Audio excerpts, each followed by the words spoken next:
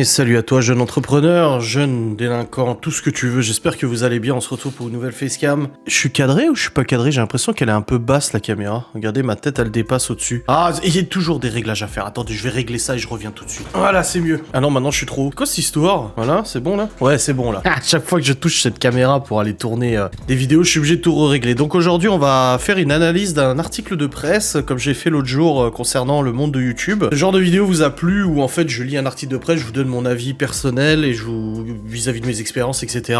Et on essaie de débattre un petit peu. Et la dernière fois sur YouTube, c'est vrai que ça a été très intéressant. Il y a eu pas mal de commentaires intéressants aussi à lire. Et ben on va recommencer cette fois-ci avec un article de presse qui concerne autre chose que YouTube.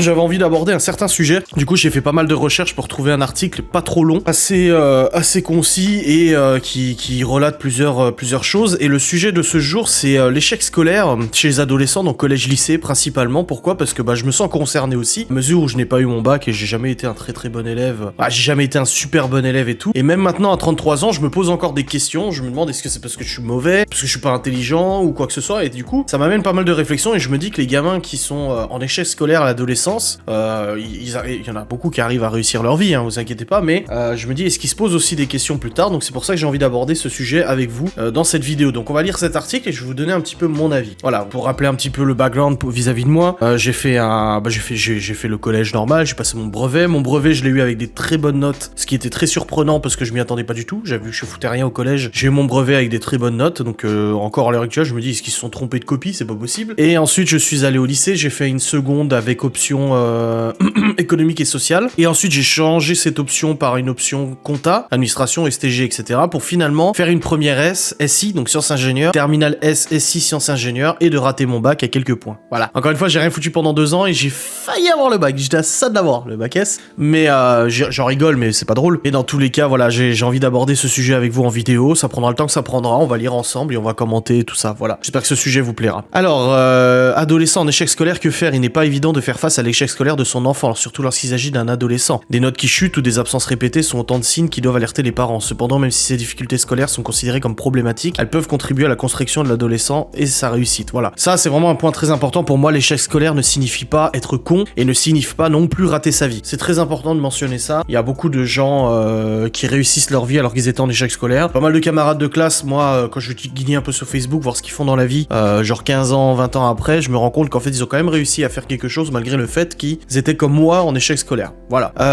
Après, il y a 2 points qui sont abordés dans cette introduction. Le fait que l'échec scolaire, donc les notes qui chutent ou les absences répétées. Alors moi, j'ai jamais séché, j'ai jamais été absent de manière abusive ou quoi que ce soit. En tout cas, jusqu'à ma dernière terminale, la terminale que j'ai fait où j'étais majeur, indépendant, etc. Où là, j'ai rien foutu. J'allais quasiment plus au cours à la fin de l'année parce que de toute façon, je commençais à travailler professionnellement. Mais c'est deux choses bien différentes. Voilà, pour moi. Après, concernant l'échec scolaire, forcément, ça me rappelle un petit peu mes enfants actuellement. Il faut savoir que je n'ai jamais considéré important de suivre les devoirs des enfants à la maison, etc. J'en ai parlé à de très nombreuses reprises. C'est un gros problème et c'est une grosse faille dans mon passé parental, etc. C'est de considérer que l'école se suffisait à elle-même pour apprendre aux enfants et leur permettre de progresser, alors que non, il faut aussi de la stimulation et de l'apprentissage à la maison. Ça, je l'ai bien compris maintenant. C'est pour ça que je m'y attelle tous les jours quand ils rentrent de l'école à faire les devoirs correctement, à rattraper les devoirs qui n'ont pas été faits la semaine d'avant, etc. Enfin voilà, on essaie de faire comme on peut avec Laura pour rattraper un petit peu ces difficultés et puis permettre aux enfants de progresser malgré les petites lacunes qu'ils ont pu avoir. Voilà. Quels sont les signes qui doivent alerter? En tant que parent, vous devez être attentif aux résultats de votre ado. En effet, ce sont les premiers indicateurs de son comportement à l'école. Alors au niveau des résultats, moi, ma mère était attentive, elle me demandait mes notes, etc. Du collège jusqu'au lycée. Après au lycée un petit peu moins, c'était un peu moins, mais maintenant il faut savoir que les choses ont changé. Actuellement, de nos jours, je vois avec Malone, il y a un portail en ligne qui te permet de suivre les notes de ton élève qui sont indiquées automatiquement. Donc il y a plus cette possibilité de gruger pour l'élève ou d'oublier de mentionner, parce qu'à l'époque on devait faire signer les copies, tu vois, pour montrer que les parents ils avaient bien vu ta note et tout ça. Tous les profs ne le faisaient pas. Moi je le faisais quand ils le demandaient et quand ils le demandaient pas, je le faisais pas forcément. Et du coup, en tant que parent, je pense qu'on a un devoir de faire des vérifications et maintenant avec les nouveaux portails comme Pronote, etc. ça nous permet vraiment de pouvoir suivre les résultats de l'enfant. Donc ça c'est pas mal. Au collège comme au lycée, lorsque les mauvaises notes sont passagères, elles peuvent signifier des faiblesses auxquelles on peut encore remédier. Toutefois, si elles perdurent, cela signifie qu'il éprouve certaines difficultés au niveau de l'apprentissage. Cette situation est susceptible d'entamer sa confiance en lui sur le long terme. Alors ça c'est vrai, j'ai jamais eu trop ce problème de confiance à me dire je suis nul, malgré le fait qu'on pouvait me le répéter. Les profs ont toujours été très pédagogues là-dessus. Dans mes bulletins scolaires, c'était pas marqué que j'étais nul, c'était remarqué que bah, je pouvais y arriver, mais j'avais pas envie de le faire. Donc j'étais un feignant en gros. Donc c'était tout le temps peu mieux faire. Mais je sais que j'ai eu des camarades ou des connaissances qui, eux, par contre, avaient des remarques genre t'es nul, t'es un bon à rien, etc. Et c'est difficile parce qu'après le gamin il perd confiance en lui. Et moi je vois avec les enfants actuellement, quand il y a un truc qu'ils comprennent pas ou autre, tout de suite ils sortent la carte du je suis trop nul, j'y arriverai pas. Surtout Libye. Libye avant sa rentrée en CM2, donc après séparation qu'on se sont installés ici, il y a eu le suivi pédagogique à faire à la maison. Donc on a beaucoup travaillé avec Libye à la maison. Une maîtresse est venue à la maison aussi. On a travaillé pendant les vacances pour qu'elle puisse combler un peu la majorité de ses lacunes avant de rentrer en CM2 à la rentrée, vu que un redoublement avait été envisagé mais refusé par le rectorat. C'est pas plus mal. C'était une erreur de jugement de ma part, je pense. Et finalement, elle a quand même réussi à s'en sortir, même si elle éprouve encore des difficultés, comme beaucoup d'enfants. Mais je pense qu'important c'est d'être derrière eux et surtout éviter qu'ils se mettent dans la tête qu'ils sont incapables de faire quelque chose, tu vois. Et Libye, c'était beaucoup le problème, c'est j'y arriverai pas. Et non, faut leur donner confiance en eux. Par contre, c'est très important. Vous devez aussi surveiller ses absences. Bon, moi, j'ai pas ce genre de problème et je n'étais pas absent à l'époque. Quand j'étais gamin, je ne séchais pas les cours. En particulier si elles sont répétées ou qu'elles ne sont pas justifiées. Peur d'aller en classe, crainte de l'échec ou des maux de ventre récurrents peuvent être autant de raisons à l'origine de cet absentéisme. Oui, la déscolarisation, de toute façon, passe par des facteurs qui permettent de justifier ce fait d'être déscolarisé. Je suis désolé, je suis un peu enroué, j'ai un peu les bronches prises en ce moment. Mais en effet, moi j'ai pas ce genre de problème, mais c'est clair qu'il faut être super attentif au fait que le gamin il sèche, ou alors une crainte d'aller à l'école, surtout avec tout ce qu'on entend, le harcèlement scolaire, ce qu'on peut constater, les difficultés, etc. Le gamin il peut vite se sentir découragé, il peut vite justement engendrer des troubles psychosomatiques provoqués par cette peur d'aller à l'école. Par ailleurs, les cas de violence et d'agressivité sont aussi des signes de l'existence de problèmes scolaires. Qu'il en soit question de mésentente entre camarades, de classe ou avec un professeur, chaque incident doit être considéré avec sérieux, que ce soit les parents ou le corps enseignant. Les parents, il est donc important de prêter attention aux signes précurseurs. En effet, si l'échec scolaire peut être provisoire, la scolarité est susceptible d'en souffrir sans une gestion adaptée. Alors moi, j'ai jamais été j'étais pas perturbateur. Collège-lycée, j'étais pas perturbateur. C'est juste que je bavardais beaucoup. Voilà, je bavardais beaucoup, je rigolais avec mes camarades, etc. Je me concentrais pas vraiment sur le cours et tout ça. Mais en effet, après, avec le recul, est-ce que je peux justifier le pourquoi je n'étais pas attentif, pourquoi je ne travaillais pas, etc. Je pense qu'en fait, ça m'intéressait pas. Du moment où je trouvais un intérêt à la matière ou au sujet qui était abordé, je m'y mettais dedans. Par exemple, l'histoire et géo, surtout l'histoire, c'est un sujet qui m'intéresse énormément et c'est une matière que j'avais vraiment hâte de suivre. C'était une matière où j'étais content d'y aller, dépendant des profs aussi, parce qu'il y a des profs qui donnent plus ou moins envie d'étudier tout ça, mais par exemple, l'histoire, ça m'a plu. L'anglais de la 6e à la 4e, je n'ai rien foutu, mais rien du tout. Et ensuite, à partir de la 4e, 3e, plus la 3e, en fait, où j'ai commencé, en fait, à suivre des séries télé en version sous-titrée. J'ai commencé à jouer à des jeux vidéo en anglais, utiliser Windows en anglais, etc. Où quand l'anglais, en fait, a commencé à faire partie intégrante de ma vie, j'ai commencé à m'y intéresser. Et là, à partir de la 3e, je crois, 4e ou plus 3e, j'ai carburé à fond en anglais et tout ça, et j'ai eu des bons résultats, même au bac, etc. C'est une matière qui me plaisait. C'est ça, je pense, mon problème, et c'est le problème de beaucoup d'élèves, en fait, c'est que l'école nous pousse, en fait, à suivre le même cursus, parce que qu'est-ce qu'on pourrait faire autrement? C'est ça le truc, c'est que je vais juger un peu l'école et la façon, donc s'il y a des instituts qui me regardent, ou des profs et tout, je suis désolé, je vous donne juste mon opinion, mais il est vrai que je pense que l'école actuelle, en fait, fait rentrer nos enfants dans des cadres bien précis, dans des cases bien précises, où on apprend à apprendre plus qu'à réfléchir. En gros, même si beaucoup de profs essaient de faire en sorte que les enfants puissent avoir de la compréhension, etc., en français, en histoire ou dans des dissertations, des choses comme ça, mais je pense que notre système scolaire actuel est trop préformaté alors que nos enfants sont tous différents et qu'il y a des enfants qui sont pourtant très intelligents mais qui pourraient s'épanouir avec une autre manière éducative, une autre méthode éducative, en apprenant tout aussi bien que quelqu'un qui suit un cursus normal. Maintenant, attention, contre-argument, qu'est-ce qu'on pourrait faire contre ça? Qu'est-ce qu'on pourrait faire pour adapter cette éducation nationale ou cet enseignement actuel à tous les enfants? C'est limite, quand j'y réfléchis, c'est irréalisable. Quand tu vois qu'il y a 30, 40 gamins par classe certaines fois, le prof ne peut pas, avec son programme à l'année, etc., faire des cours individuels ou faire des choses individuelles. Donc est-ce que ça serait aux parents derrière de pouvoir assumer aussi l'allumage en fait de cette petite curiosité avec les enfants? Ça veut dire que le gosse apprend des choses à l'école, ça le saoule, il a pas trop envie, que nous en tant que parents à la maison on doit reprendre le truc avec une autre méthode, je ne sais pas, parce que bon, on a aussi du travail nous de notre côté, tu vois, c'est un peu difficile, donc j'ai pas vraiment la solution. Les deux seuls pays que je connais au niveau éducation, c'est la France et la Suisse. La grosse différence avec la Suisse et la France, c'est qu'en Suisse, il y a énormément de cursus possibles en fait. En France, c'est un petit peu le même schéma, c'est maternelle, primaire, collège, lycée. Après collège, c'est BEP, CAP, etc. Tandis qu'en Suisse, en fait, pour certains métiers, qui en France nécessiteraient un IUT, nécessiteraient un BTS, donc un bac, etc. En Suisse, t'as des formations, t'as des CFA, des centres de formation, etc. qui te permettent, par exemple, être informaticien en Suisse, ça nécessite quelques années d'études dans un centre de formation en alternance, et tu ressors sort avec de solides connaissances en informatique, autant au niveau hardware que software. Alors qu'en France, si tu veux faire de l'informatique, ma connaissance, en tout cas c'était le cas il y a 15 ans, parce que je me renseignais du coup sur ce cursus, c'était obligatoirement le bac, STI ou S, avec ensuite une école, une IUT informatique, donc un institut universitaire technologique d'informatique. Ensuite, où il y avait des licences aussi en informatique, des licences, etc. Mais dans tous les cas, il fallait au moins aller jusqu'au bac. Alors qu'il y a des élèves qui, avec leur façon de fonctionner, n'arriveront pas à aller jusqu'au bac. Pas parce qu'ils sont cons, parce que cette méthode d'apprentissage ne leur convient pas. Je suis sûr qu'il y a des gamins ou des gamines qui rêveraient de pouvoir faire certains apprentissages directement après le collège, sans passer par la case bac, pour des métiers qui nécessitent normalement d'avoir le bac, tu vois. Alors pas tous les métiers, attention, hein. Forcément il y a des métiers qui nécessitent de grandes études, etc. Je dis pas le contraire, mais je pense qu'en France il y a certaines choses à réformer, mais après voilà, je suis pas ministre de l'éducation nationale, je suis pas recteur, je suis pas prof ou quoi que ce soit, je vous donne juste mon avis, moi de mec lambda, quoi. Identifier la source de l'échec. Au collège ou au début du lycée, l'échec scolaire peut être lié à de nombreuses causes. Crise d'adolescence, problème d'apprentissage, troubles oppositionnels, dans tous les cas cette situation reflète une souffrance ou un mal-être qui ne trouve pas sa solution. Compliqué, hein, on n'est pas tous passés par là, par l'adolescence, etc. C'est une période compliquée de notre vie, on découvre les autres, etc. On découvre aussi le divertissement, s'amuser avec les potes, voilà, on est vite influencé aussi par notre entourage amical, etc. Donc forcément, bah ça pose des problèmes au niveau de l'apprentissage, et moi je trouve que c'est très compliqué. J'ai une vision très pessimiste de tout ça, même pour mes enfants et tout ça, je pense que ça va être compliqué parce que plus le temps passe et plus les enfants sont soumis à plein de stress, d'angoisse, même de problèmes relationnels avec les autres, etc. Les gens sont de plus en plus méchants entre eux, même les gosses et tout ça, et je pense que de nos jours, tu vois, il y a 15 ans, mon père m'avait fait la réflexion quand j'avais dit que j'en avais marre d'aller à l'école, il m'avait dit en gros l'école c'est de la merde, c'est rien, tu verras quand tu seras dans le monde du travail, tu pourras enfin dire que c'est fatigant. Ou alors c'est pas parce que tu vas à l'école, tu peux pas être fatigué. En gros c'était ça, quand tu dis je suis fatigué de l'école, t'es pas fatigué de l'école, tu vois. C'est des propos qui me restent encore 15 ans après, et malgré le fait que j'ai grandi, que je suis dans le monde professionnel maintenant, que j'ai des gosses et tout ça, je me verrais pas dire à mon gosse c'est pas fatigant. Moi quand mes enfants viennent même de la primaire en me disant je suis fatigué de l'école, rester mon cul assis toute la journée, etc.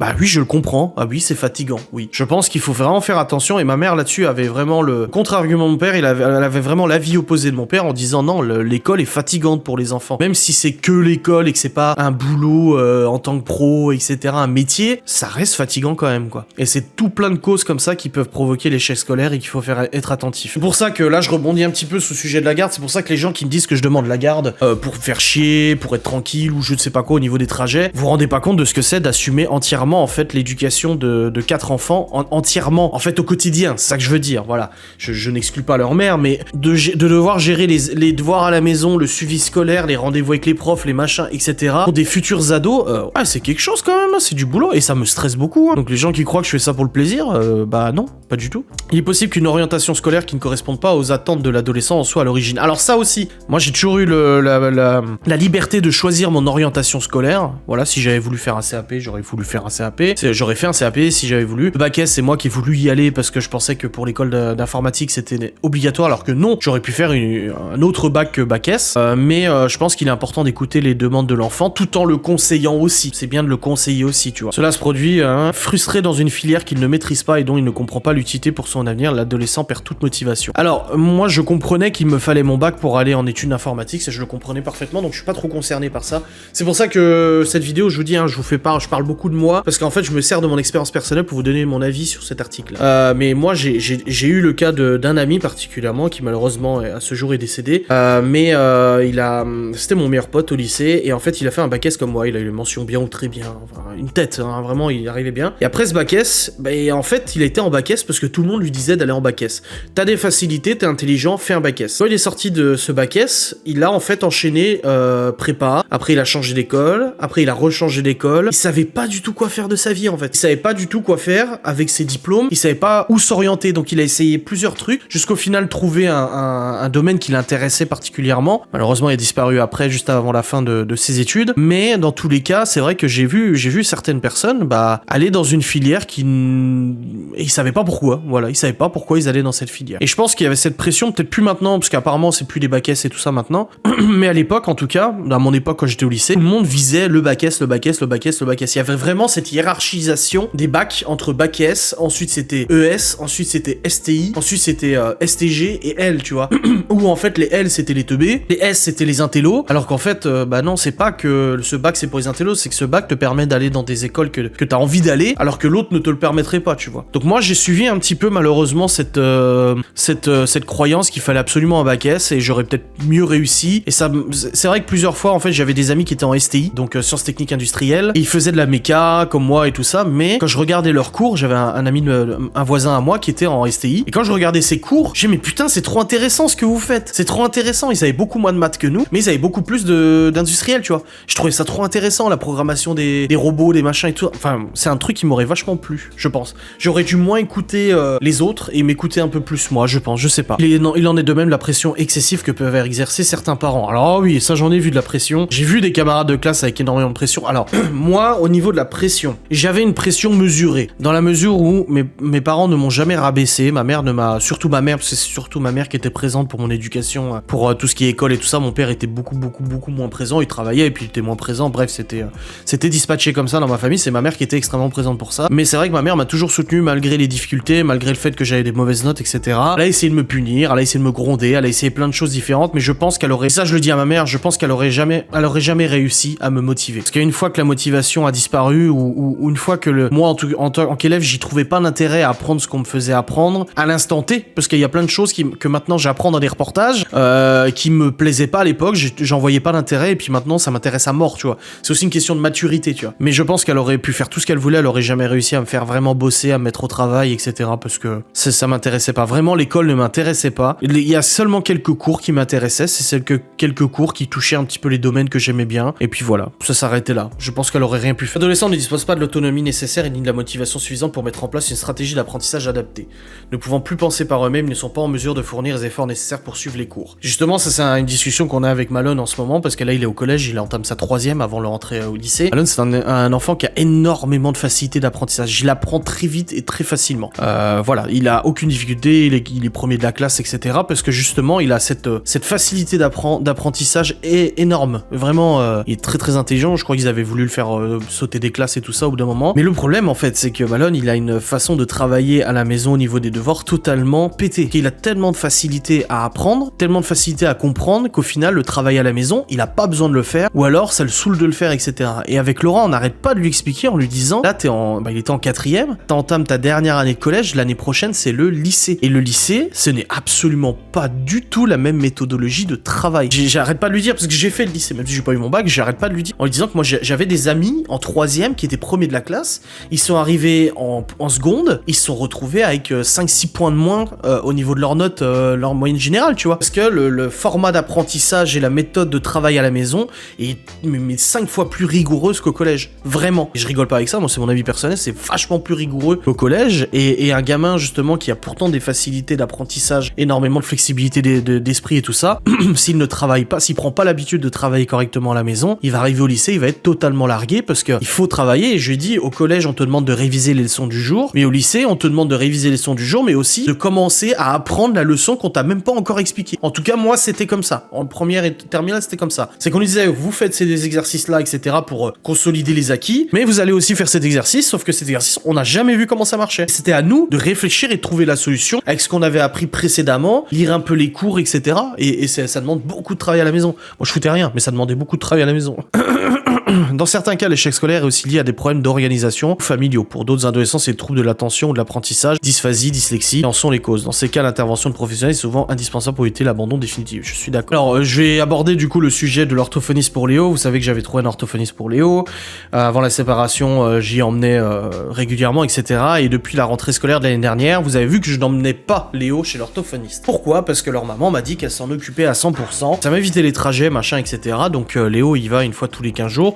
J'ai vu l'orthophoniste il y a quelques mois, on en a discuté ensemble, etc. De son évolution et tout, et j'ai déjà pris attache avec un orthophoniste ici à Saint-Dié, au cas où j'obtienne la garde exclusive pour continuer cet apprentissage et aussi pour Théo. Quelle que soit la raison du désintéressement de l'adolescent pour les études, il est indispensable que vous puissiez en parler avec lui. L'essentiel est de ne pas le culpabiliser car un échec scolaire est signe de souffrance. Si le dialogue est parfois difficile, les parents doivent garder l'esprit qu'il est primordial de le rassurer. Faites-lui savoir que vous êtes là pour le soutenir et qu'il peut vous faire confiance. Ici, l'objectif principal est de comprendre ensemble les difficultés éprouvées ainsi que leurs origines. C'est ça qui est difficile, c'est que moi, il n'y avait pas trop de discussion dans la mesure où ma mère savait que je pouvais, mais j'avais pas envie de le faire. Contrairement à une de mes sœurs, justement, qui elle, en fait, trimait, elle révisait, et elle avait du mal, tu vois. Parce que moi, du moment où je révisais, bah, ça venait, ça fonctionnait, tu vois. Et c'est vrai que là-dessus, bah, la discussion avec mes parents, genre, pourquoi tu fous rien? Parce que j'ai pas envie, ok, tu vois. Pour certains parents, l'approche peut être compliquée du fait des relations familiales déjà conflictuelles. Sans déconner. En tout cas, les services d'un professionnel peuvent être utiles pour en discuter avec l'adolescent et l'accompagner dans toutes ses réflexions. Je suis d'accord, toujours se faire aider de professionnels. Les enseignants, on n'est pas des parents parfaits, on n'a pas la solution à tous les problèmes, donc c'est bien de pouvoir se reposer sur des pros. Les enseignants peuvent être intégrés dans cette démarche afin de permettre l'instauration d'un climat de confiance avec l'adolescent dans son milieu scolaire. Il est important qu'il considère les adultes comme des personnes sur qui il peut compter. Pour l'enfant, il est nécessaire d'avoir quelqu'un qui peut lui apporter toute l'aide dont il a besoin. Après, on reste des humains. Moi, j'ai jamais eu de rapport conflictuel avec mes profs. Collège, lycée, non, j'ai jamais eu de clash avec les profs ou quoi que ce soit. Il y a des profs que j'appréciais, d'autres profs que j'appréciais un peu moins. Ça, c'est une question de feeling, on est tous des humains. Pas parce qu'on est ado qu'on n'est pas humain, hein. Donc du coup, on synchronise plus ou moins du coup avec les profs et tout ça. Mais j'ai quelques profs comme ça qui m'ont marqué parce que j'ai eu l'impression dans mon cursus scolaire qu'il y a quelques profs qui m'ont compris et qui ont compris pourquoi je ne travaillais pas. Et dont mon prof de mécanique, il y a quelques années, et sa phrase m'a toujours marqué. Il était genre 17h30, c'était le moment de partir, de rentrer à la maison et tout ça. Et j'étais en train de ranger mes affaires et tout, et il y a mon prof d'électronique qui est venu discuter avec mon prof de mécanique, et il me regardait, et mon prof d'électronique il a dit mais qu'est-ce qu'on va faire avec lui? Qu'est-ce qu'on va pouvoir faire avec lui? Et le prof de méca, il lui a dit, ça j'en souviens toujours, il a dit je m'inquiète pas du tout pour Adrien, il arrivera toujours à s'en sortir, il y arrivera. Et j'étais là, ouais merci c'est gentil, puis je suis parti. Et mais ça m'a marqué. J'ai plein de choses comme ça qui m'ont marqué, comme ma prof d'anglais, qui voyait mes bulletins, enfin tu sais les profs parlent entre eux, ouais Sazinski et tout, il faut rien. Prof d'anglais en 3ème qui me dit, bah dis donc on m'avait pas dit que tu bossais autant en anglais et tout ça. Et bah non en fait je bossais pas avant, mais maintenant ça m'intéresse, j'aime bien l'anglais, donc du coup bah j'y bosse. Et un prof de maths aussi, big up à ce prof de maths qui en seconde du coup m'a soutenu tout le long de l'année. J'étais le seul de ma classe à vouloir intégrer la première scientifique. Et du coup, il m'a beaucoup aidé. Et c'est vrai que là-dessus, il m'a accordé plus de temps qu'aux autres pour m'aider dans mes progrès en maths, parce que les maths ça compte beaucoup pour le bac. Et il m'a permis comme ça, avec beaucoup d'aide et beaucoup de soutien, de pouvoir progresser et d'avoir une moyenne suffisante pour rentrer en première S après ma seconde. Voilà. C'est quelques profs comme ça qui, dans mon cursus, m'ont énormément soutenu. Je pense que c'est important. Après, il y a des profs cons comme il y a des élèves cons. Il y a des profs intelligents comme des élèves intelligents. Malheureusement, on reste des humains et on a plus ou moins nos défauts et nos qualités. Et je pense qu'un prof ne peut pas être irréprochable, et c'est normal qu'un prof des fois puisse péter les plombs, qu'un prof des fois puisse avoir un gamin dans le nez parce que il le gonfle comme pas possible, tu vois. Il nous raconte des fois des trucs dans sa classe, des conneries que les gamins ils font. On se regarde avec Laura, on dit mais putain mais tu m'étonnes que les profs ils pètent des plombs des fois quoi. Voilà, donc c'est difficile de juger un prof.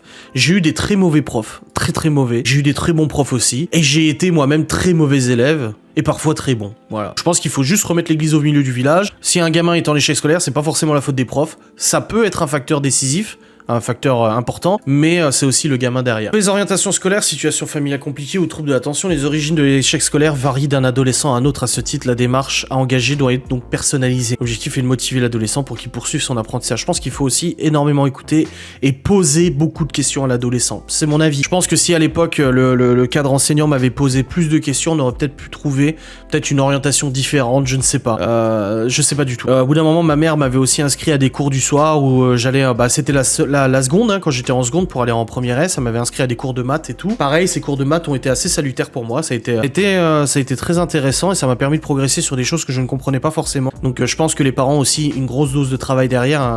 On est comme ça, hein, je veux dire, on dira ouais mais bon moi je rentre du boulot le soir, j'ai pas que ça à foutre à faire les devoirs des gosses, oui mais en même temps t'as fait des gosses, ça fait partie. Surtout que je trouve que plus les années passent et plus c'est difficile pour les enfants de trouver une orientation, de trouver un travail. Ils allument la télé, ça parle de chômage partout, ils allument la télé, ça parle de Covid partout. Enfin c'est pas facile pour la tête de nos petits enfants quand même, hein. Je veux dire, nous on est adultes, on encaisse tout ce qui est en train de se passer dans le monde entier, on encaisse le chômage, on encaisse toutes ces choses là, je dis on encaisse les news, mais dans la petite tête blonde de nos enfants, quand ils entendent des trucs comme ça, et c'est compliqué. Déjà moi à mon époque, il y a 15 ans, quand je commençais à parler tu sais, il y avait des journées d'orientation, je commençais à parler avec des gens en disant oui je vais être informaticien et tout, oh, c'est bouché, hein, cette filière est bouchée. T'entendais ça tout le temps, cette filière est bouchée, cette filière est bouchée, cette filière est bouchée, tu dis mais je vais faire quoi alors, tu sais? Du coup, bah tu te dis, mais en fait, je bosse en tant qu'adolescent à l'école pour peut-être faire un travail que j'ai pas envie de faire plus tard. Et c'est comme ça qu'on se retrouve avec 90% des gens qui font un boulot qu'ils ont pas envie de faire. Voilà, parce que on a été assez compliqué quoi. Pour ceux qui éprouvent des difficultés d'apprentissage, l'accompagnement d'un coach scolaire, répétiteur qualifié ou d'un psychologue peut être la solution. Pédagogie adaptée sera mise en œuvre pour combler les lacunes de l'adolescent. Le professionnel pourra lui donner des outils concrets pour l'aider dans son quotidien scolaire. Dans tous les cas, la communication est la clé pour déceler les facteurs qui peuvent entraîner un échec scolaire. Exactement, la communication. Il faut qu'on parle avec nos enfants. Moi, je parle énormément avec eux, je discute beaucoup avec eux, que ça soit de l'école, que ça soit de partout, du collège pour l'IBI, etc. Il faut énormément parler avec eux pour pouvoir savoir s'ils ont des angoisses, s'ils ont des peurs, du stress, des craintes, etc. Qui est tout à fait normal. C'est mon opinion personnelle, il faut absolument pas minimiser l'impact psychologique de l'école et de ce qui se passe autour de la bulle de l'école sur nos enfants en disant c'est des histoires de gamins. Non, pas d'histoires de gamins. Oh, non, faut arrêter avec cette histoire, c'est des histoires de gamins, c'est juste un alibi en fait pour se décharger de toute responsabilité. Non, un enfant quel qu'il soit, peu importe l'âge qu'il a, s'il éprouve de la souffrance dans n'importe quel domaine où il a des comportements qui ne sont pas qui peuvent le mettre lui en danger ou des comportements qui peuvent lui porter préjudice, il faut s'en inquiéter. Ce n'est pas des histoires de gamins. Voilà, j'ai horreur de cette expression, histoire de gamins, mais dans tous les cas, il faut écouter nos gosses, il faut leur parler, il faut essayer de trouver des solutions. C'est vrai que si plus tard j'ai un de mes enfants qui a le même comportement que j'avais, c'est-à-dire qu'il se désintéresse de tout, il faudra énormément parler avec lui, je vais essayer d'appliquer des choses qui n'ont pas été appliquées avec moi, et c'est pas du tout une attaque envers mes parents ou envers le corps enseignant, c'est juste que on fait comme on peut en fait, mais je sais qu'il faudra trouver peut-être un centre d'intérêt pour l'enfant, une motivation, quelque chose qu'il veut faire plus tard et lui expliquer comment il faut le faire, mais pourquoi il faut travailler à l'école, etc. Peut-être, je sais pas. Mais dans tous les cas, je pense qu'on a un gros boulot en tant que parents. On a vraiment un très gros travail en tant que parents pour pouvoir aider nos enfants à être épanouis dans un milieu extrêmement anxiogène, l'école. L'école pour moi c'est quelque chose de très anxiogène. Alors il y a des gamins qui y vont tout contents, mais il y a des gamins qui y vont avec la boule au ventre et qui le disent même pas à leurs parents. Mais voilà, c'est un climat qui est anxiogène, qui est source de stress, d'angoisse, etc. De pression aussi, de l'environnement, des profs, des camarades, parce que même les camarades entre eux, hein, ah t'es nul, oh, t'as eu 5 sur 20, moi j'ai eu 15, tu vois. Tout le monde sort de la salle de classe, se compare les notes, moi j'ai eu 15, moi j'ai eu 13, et puis que toi t'es là avec ton 3 sur 20, et tu vois, c'est compliqué. L'important c'est que l'enfant sache pourquoi il a échoué, et pour ça on peut l'aider, voilà. Je vais arrêter cette discussion là, j'espère que cette analyse d'article vous aura plu, n'hésitez pas à me dire en commentaire si vous voulez continuer à d'avoir ce genre de vidéo. Moi ça me plaît d'analyser ce genre de sujet, à mon expérience personnelle, vous donner mon opinion. Encore une fois, je vous influence pas, je vous donne juste mon opinion. Dans tous les cas, ça m'a fait plaisir, je vous fais des bisous, je vous dis à très vite, salut.